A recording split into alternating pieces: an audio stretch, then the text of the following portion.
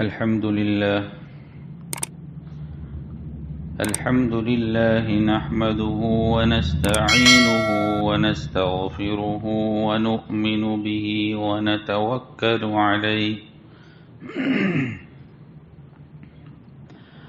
ونعوذ بالله من شرور أنفسنا ومن سيئات أعمالنا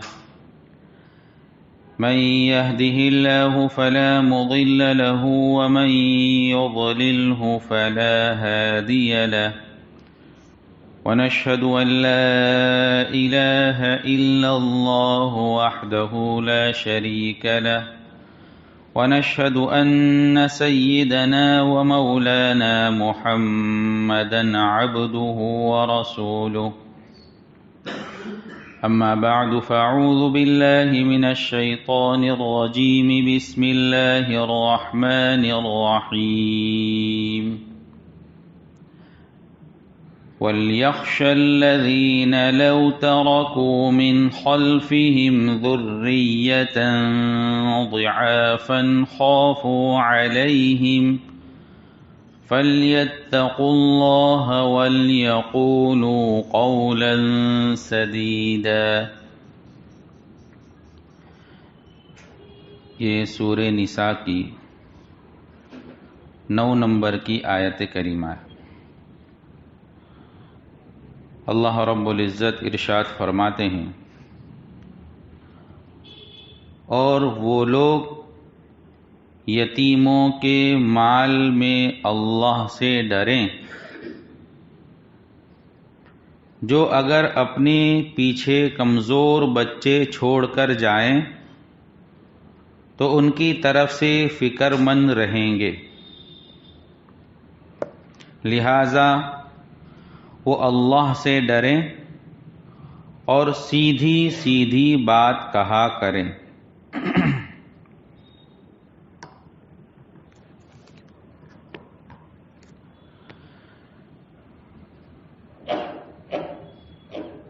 اس سے پہلے والی آیت میں جس طرح جو حکم تھا کہ جس وقت میراث کا مال تقسیم ہو رہا ہو اس وقت اگر کوئی مسکین، غریب، رشتہ دار، یتیم یا ایسا شخص جو رشتہ دار تو ہے لیکن کسی وجہ سے وہ میراث سے محروم ہے، شریعت نے اس کو میراث سے محروم رکھا، جیسے کہ ایسا پوتا کہ جس کا باپ اس کے دادا سے پہلے مر گیا، تو اب چونکہ شریعت کے قاعدے کے حساب سے وہ پوتے کو میراث تو نہیں ملے گی، لیکن یہ اخلاقی فرض قرار دیا کہ ان کے چچاؤں کو، یعنی ایسے پوتے جو یتیم ہیں، ان کا باپ مر چکا ہے، ان کے چچاؤں کو اور پھوپھیوں کو چاہیے کہ ان کو جو حصہ ملا ہے اس میں سے وہ ایسے رشتہ دار کو جو محروم ہے میراث سے ان کو کچھ نہ کچھ دے دیا کرے، اور یہ دینا بھی اس مال میں سے ہوگا جو کہ بالغ ہو اور حاضر ہو۔ میراث جس کے درمیان تقسیم ہو رہی ہے ان لوگوں میں جو لوگ ہیں ان میں ایسے لوگ جو بالغ ہیں اور میراث تقسیم ہونے کے وقت وہ حاضر ہے مجلس میں، ایسے لوگ ہی اپنے ملے ہوئے حصے میں سے ان لوگوں کو دے سکتے ہیں جو میراث سے محروم ہے۔ لیکن اگر کوئی نابالغ بچہ ہے میراث پانے والوں میں تو اس نابالغ بچے کے حصے میں جو مال آیا ہوا ہے اس مال میں سے بڑوں کو اجازت نہیں ہے کہ وہ اس چھوٹے بچے کے حصے میں سے بھی کچھ نکال کر غریب، مسکین، یتیم یا ایسے لوگ جو میراث سے محروم ہو گئے ہیں ان کو کچھ دے دے، اس کی اجازت نہیں ہے۔ اسی طرح بالغ ہے لیکن مجلس میں حاضر نہیں ہے، غائب ہے، تو غائب لوگوں کے ملے ہوئے حصے میں سے بھی ان لوگوں کو جو حاضر ہے اس بات کی اجازت ان کے لیے نہیں ہے کہ غائب کے حصے میں سے بھی کچھ نکال کر ایسے لوگوں کو جو محروم ہے ان کو دے دے۔ تب اس آیت میں اللہ نے ایک یتیم کا ایک عام حکم بیان کیا اس کے بعد کہ اگر یتیم بچہ ہے تو اس کے مال میں اللہ سے ڈرتے رہو۔ اس کی دو شکلیں علماء نے ذکر کی۔ پہلی شکل تو یہ ہے کہ اگر مرنے والا وصیت کر رہا ہے اور ایسی وصیت کر رہا ہے جس کے اندر بچوں کو، یعنی جن کو مال اب ملنے والا ہے مرنے کے بعد، ان میں یتیم بچے ہیں، چھوٹے بچے ہیں، تو ان بچوں کے مال میں سے کم نہ ہو جاوے، اس طرح کی اگر کوئی مرنے والا وصیت کر رہا ہے تو تم لوگوں کو چاہیے کہ اس کو اس طرح کی وصیت کرنے سے روکے اور اللہ سے ڈرائے۔ جیسے کہ مرنے والا اس قسم کی وصیت کر رہا ہے جس کی شریعت نے اجازت نہیں دی، تو اب چاہیے کہ اس مرنے والے کو اس طرح کی وصیت کرنے سے روکے۔ پہلی شکل یہ، جیسے مرنے والا 1/3 مال سے زیادہ کی وصیت کر رہا ہے، مرنے والے کے لیے کل مال کے اندر 1/3 سے زیادہ کی وصیت کرنا درست نہیں ہے۔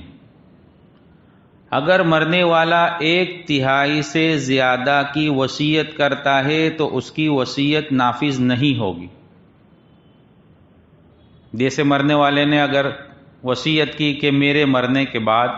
میرا آدھا مال فلاں مسجد میں فلاں مدرسے میں دے دیا جاوے، تو یہ آدھا مال 1/3 مال سے زیادہ ہے، 33% کل مال کے 3 حصے کیے جاوے، تو اس کو کہا جائے گا کہ 1/3 ایک حصہ، تو اتنے تک تو وصیت کرنے کی اجازت ہے۔ اس کے اوپر اگر کوئی وصیت کرتا ہے، جیسے مرنے والے کے پاس 1 لاکھ روپے اس کے مال میں، مثال کے طور پر اگر وہ 33,000 تک کی وصیت کرتا ہے کہ میرے مال میں سے 33,000، 30,000، 32,000، 33,000 وہاں تک کی وصیت کرتا ہے کہ مسجد میں، مدرسے میں یا فلاں جگہ یا فلاں کو دے دیا جاوے، تو اس کی تو گنجائش اجازت ہے۔ لیکن اگر اس نے اس کے اوپر 34,000 کی وصیت کر دی یا اس سے زیادہ کی وصیت کر دی، تو وہ 33 تک کی تو اجازت ہوگی، اس کے اوپر کی وصیت کی اجازت نہیں ہے، اس وصیت پر عمل کرنا لازم نہیں۔ تو اگر کوئی مرنے والا اس 33 سے زیادہ کی وصیت کر رہا ہے تو اولیاء کو چاہیے کہ اس کو روکے کہ تو یہ جو کر رہا ہے وہ غلط کر رہا ہے، کیونکہ اگر وہ وصیت کرے گا زیادہ کی اور اگر اتنا مال دے دیا جاوے تو ان ورثاء کو، ان بچوں کو جن میں چھوٹے بھی بچے ہو سکتے ہیں، ان کو ان کے حق میں کم ہو جائے گا، یا تو ختم ہو جائے گا یا کم ہو جائے گا۔ جیسے حدیث میں اس کا ایک واقعہ ملتا ہے، حضرت سعد بن ابی عبادہ رضی اللہ تعالیٰ عنہ یا حضرت سعد بن ابی وقاص رضی اللہ تعالیٰ عنہ، ان کا انتقال کا وقت قریب تھا. اللہ کے رسول صلی اللہ علیہ وسلم ان کی خیریت پوچھنے کے لیے، عیادت کے لیے ان کے پاس پہنچے. اب ان کی ایک ہی بیٹی تھی، تو حضرت سعد نے اللہ کے رسول صلی اللہ علیہ وسلم سے اجازت چاہی کہ اللہ کے رسول، میں اپنے مال کا آدھا حصہ اللہ کے راستے میں خرچ کرنا چاہتا ہوں. تو آپ نے فرمایا کہ نہیں، اس کی اجازت نہیں، اتنا سب مال نہیں خرچ کرنے کا. پھر حضرت سعد نے 2/3 کی اجازت چاہی تو اس کو بھی منع کر دیا. پھر حضرت سعد نے 1/3 کی اجازت چاہی تو اس کی اجازت مل گئی کہ ٹھیک ہے 1/3 تک تم وصیت کر سکتے ہو، اس کو اللہ کے راستے میں خرچ کر سکتے ہو، لیکن یہ بھی زیادہ ہے. آپ نے فرمایا یہ بھی زیادہ ہے کہ آدمی مرے اس حال میں کہ اپنی اولاد کو اچھی حالت میں چھوڑے. یہ بہتر ہے کہ اپنی اولاد کو اس حال میں چھوڑے کہ وہ مرنے کے بعد جو ہے، باپ کے مرنے کے بعد ادھر ادھر ٹھوکر کھاوے. اس سے اچھا ہے کہ وہ اپنی اولاد کو اچھی حالت میں چھوڑے. تو حضرت سعد کو اللہ کے رسول صلی اللہ علیہ وسلم نے اس سے منع فرما دیا کہ 1/3 سے زیادہ کی وصیت نہ کرے. دوسرا مطلب علماء نے اس کی تشریح یوں کی ہے کہ یتیم کے اولیاء یتیم کے مال کی حفاظت اس طرح کرے، اس کے مال میں اللہ سے ڈرے، اور اس کی حفاظت اس طرح کرے کہ اگر تمہارا انتقال ہو جاتا اور تمہارے چھوٹے بچے ہوتے اور تمہارے بچے یتیم بن جاتے تو تمہاری خواہش کیا ہوتی، تمہاری فکر اپنی اولاد کے بارے میں کیا ہوتی، تم کیا چاہتے کہ تمہاری اولاد کے ساتھ دوسرے لوگ اس طرح کا معاملہ کرے جس طرح تم چاہتے ہو اپنی اولاد کے بارے میں کہ اگر میرا واقعہ اس طرح ہو جاوے اور میرے بچے یتیم ہو جاوے تو ان کے ساتھ دوسرے لوگ اچھا معاملہ کرے، ان کے مال کی حفاظت کرے، جس طرح تم اپنی اولاد کے بارے میں چاہتے ہو اسی طرح تم اب جس یتیم کے اولیاء بنے ہو، جس یتیم کا مال تمہارے ہاتھ میں ابھی آیا ہے، تم اسی طرح ان یتیموں کے ساتھ معاملہ کرو.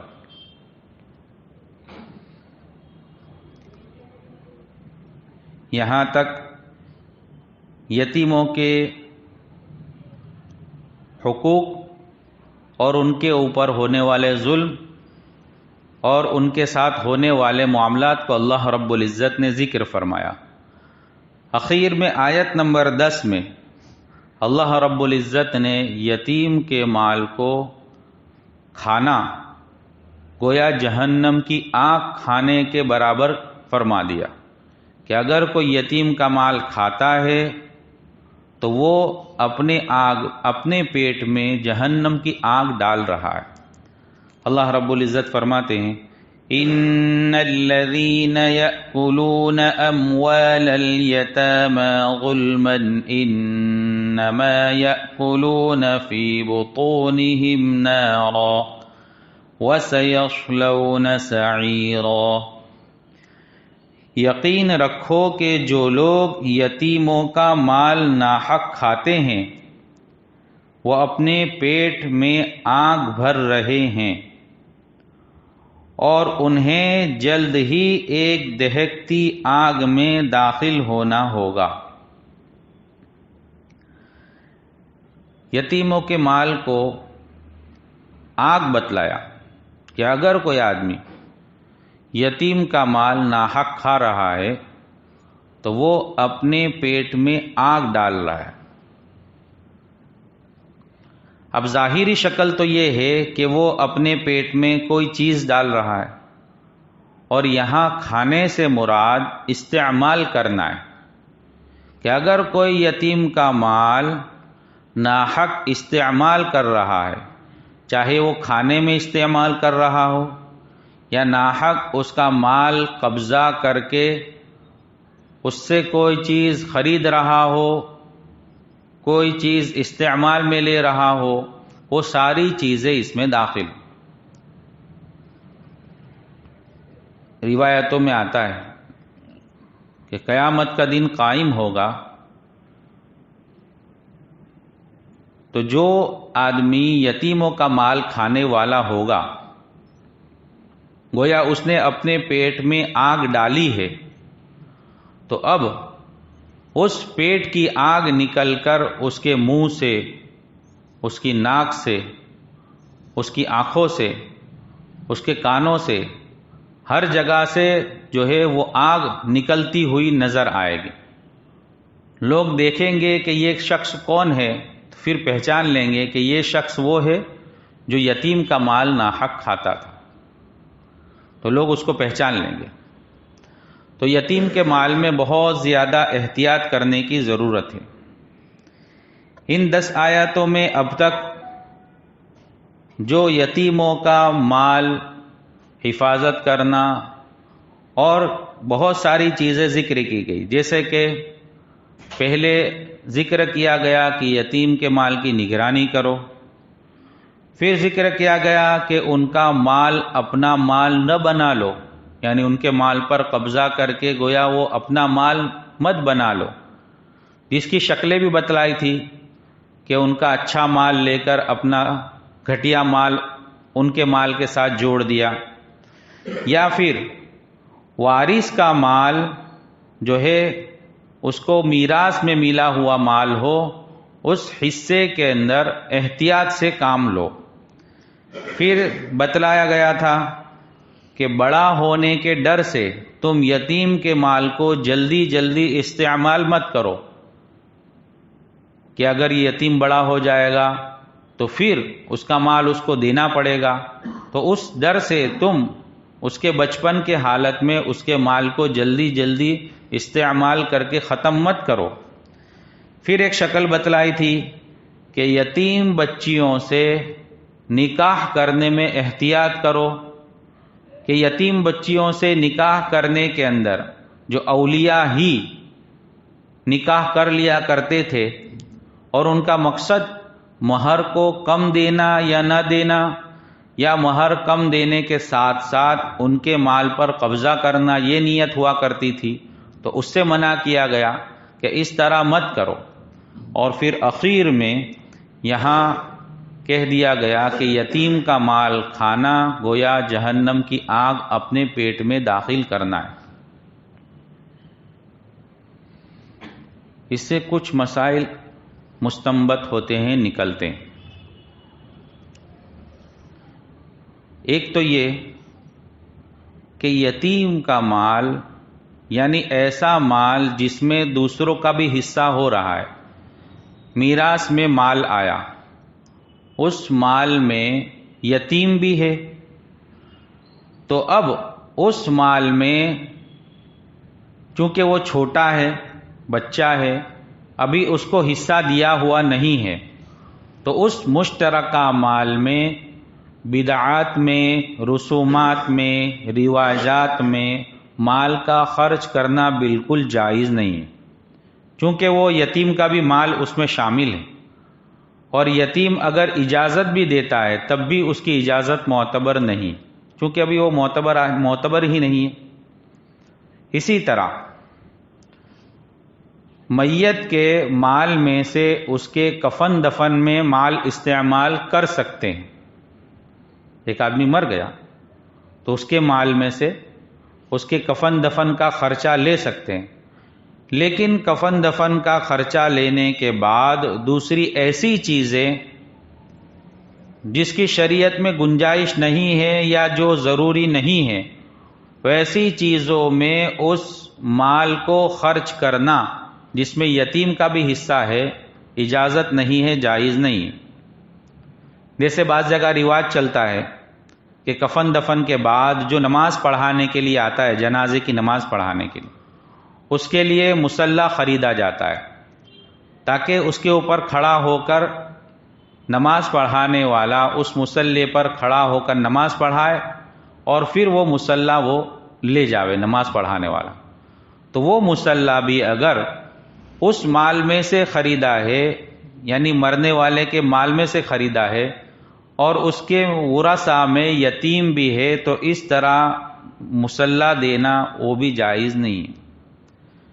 اس طرح بعض جگہ یتیم کے غسل کے لیے نئے برتن خریدے جاتے ہیں کہ اس کی میت ہو گئی ہے تو اب اسی کے مال میں سے نئے برتن خریدے جاوے اور اس کے اندر پانی گرم کیا جاوے اور پھر اسی پانی سے اس کو نہلایا جاوے۔ تو اب جو نئے برتن اس کے مال میں سے خریدے گئے ہیں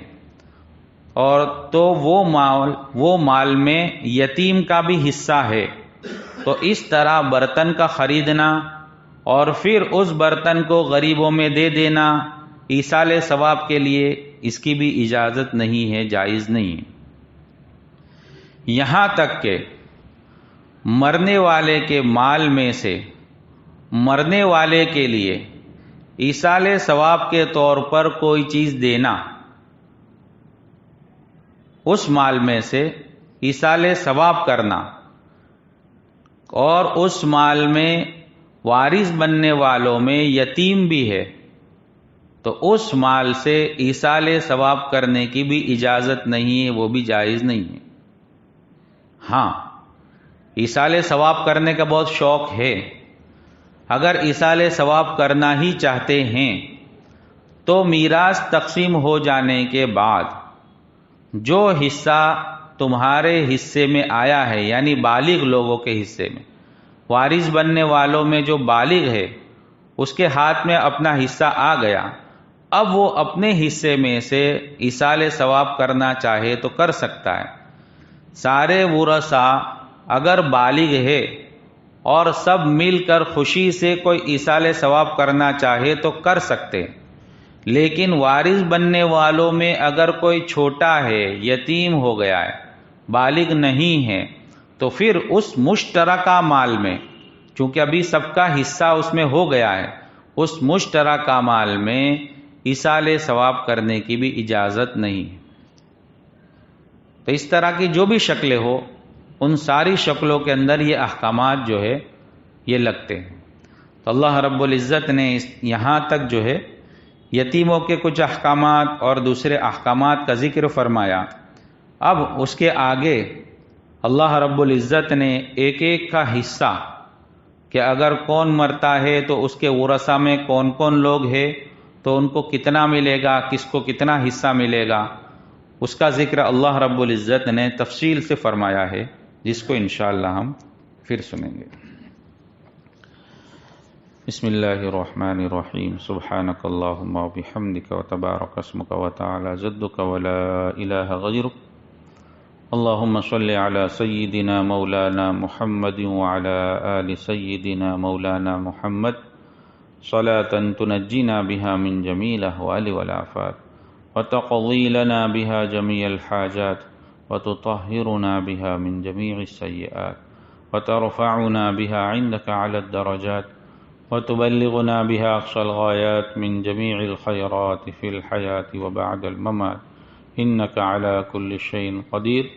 یا ارحم الراحمین یا اکرم الاکرمین۔ یا اللہ ہم تمام کے گناہوں کو معاف فرما، یا اللہ تمام کی خطاؤں سے درگزر فرما، یا اللہ اپنے فضل کا معاملہ فرما، یا اللہ اپنے فضل کا معاملہ فرما، یا اللہ کسی کا مال بھی ناجائز طور پر استعمال کرنے سے حفاظت فرما، یا اللہ اپنے فضل سے حفاظت فرما، یا اللہ اپنے فضل سے حفاظت فرما، ہر ایک کا حصہ اپنے فضل سے جو ہم پر ادا کرنا واجب ہے اس کو ادا کرنے کی توفیق عطا فرما، یا اللہ اپنے فضل سے آسان فرما، یا اللہ اس میراث کے مسئلے میں، یا اللہ امت میں جو کمزوریاں ہیں اسے دور فرما، یا اللہ ہر ایک کو اس پر عمل کرنے کی توفیق عطا فرما، یا اللہ ہر ایک کو عمل کرنے کی توفیق عطا فرما، یا اللہ اپنے فضل سے یا اللہ ہمارے بیماروں کو شفا عطا فرما، مقروضوں کی قرضوں کی ادائیگی کی شکل صورتیں پیدا فرما، حاجت مندوں کی حاجتیں پوری فرما۔ اللہ جو جس لائن سے پریشان ہے ہر ایک کی پریشانی کو اپنے فضل سے اپنے کرم سے دور فرما۔ آقا صلی اللہ علیہ وسلم کے صدقے اور طفیل میں ہماری دعاؤں کو قبول فرما۔ یا رب صلی وسلم دائما ابدا علی حبیبک خیر الخلق کلہم۔ سبحان ربک رب العزة عما یصفون، سلام علی المرسلین والحمد للہ رب العالمین۔